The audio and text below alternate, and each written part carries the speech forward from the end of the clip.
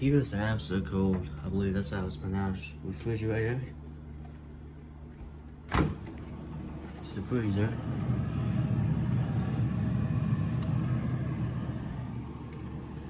So cold in here too. Never filmed something like this before. Sometimes this door is kind of heavy to open. Here's the freezer. Light bulb still works as well. It's the switch for it.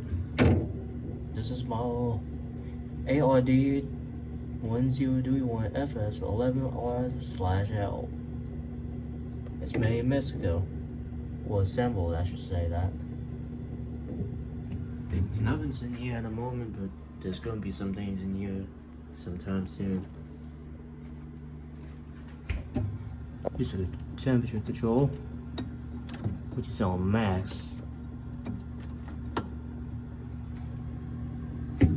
Well, there's nothing to do about this, so that's about it.